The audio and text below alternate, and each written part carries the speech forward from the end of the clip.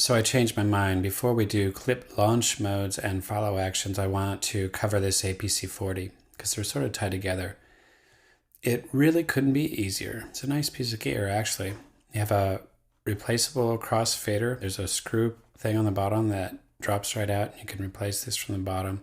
Stop, play, record. All right, so I have a metronome, MIDI overdub, record, quantize, and detail view, clip track, device overview. And these two arrows are for arrowing through chains because this whole box is called device control. And the graphics themselves are sort of intuitive because there's a linkage there. If I wanted to work on a device chain on track 3, I select track 3, and this all updates real time with track 3's device. Same with track 7, etc. Up here is track control. There's a pan and 3 cents. Okay, all these are rotary, endless rotary faders. I've got 8 knobs there. This is how I move around in the matrix itself. Tap tempo and left nudge, right nudge, slower, faster, for syncing up with musicians, etc. The mix portion, 8 faders, 1 master. Here's my Q level. Q in solo is always blue in live and in this interface itself, and my record arm lights are red. These are the track activators, not to be confused with selections. Selections is just to work on track devices while you're playing. The activators themselves turn those devices off even though there's clips running there. Okay, I have scene launch buttons and stop all clips. This is an old picture because the version that I have has a white box right around this. All right, so let's just have a look at the real thing. Here's my APC, and my apologies, it's exactly backwards from what the real unit should be flipped like that. Here is my clip matrix. You can see that red bar, and if I arrow up on my keys, I can see some lights come into view. If I arrow over, I can arrow over a track at a time, or if I shift hold, I can arrow over 8 blocks at a time. Shift down arrow, 8 blocks down, 8 blocks over, etc. Okay? And when I'm in a view like this, I can see 3 colors of lights. The yellow responds to clips in the track but not playing. Obviously, the green is a clip that's ready to be cued, and red is a clip and track that's ready to be recorded. Okay, so if I press play and launch this clip, then I'm going to get record lights because that one track is in record.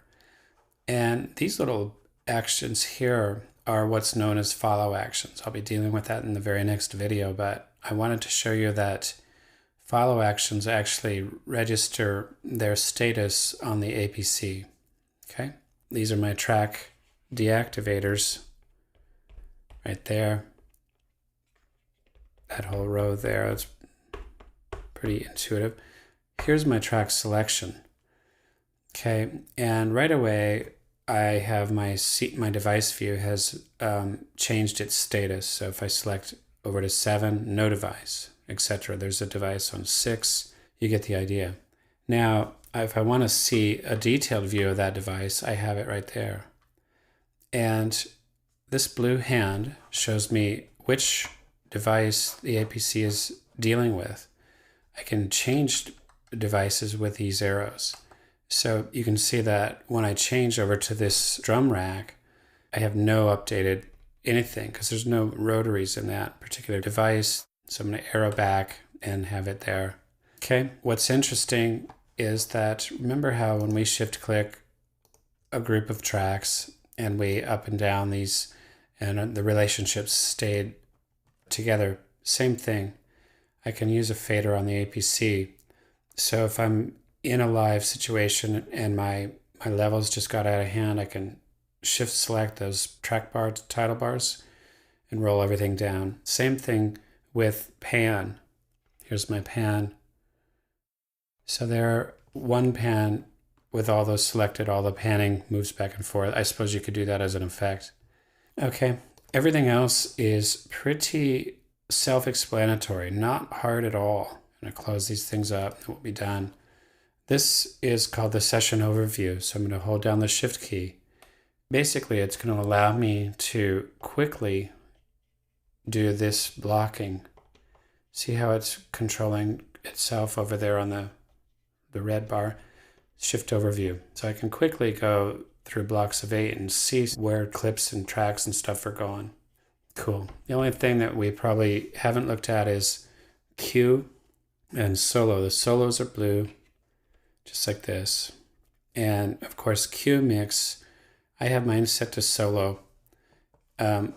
We've gone through this, but if I had a different audio output for the cue, then I could select cue. And then I have a pair of headphones, and then it becomes my cue level. Okay, so that's cue solo.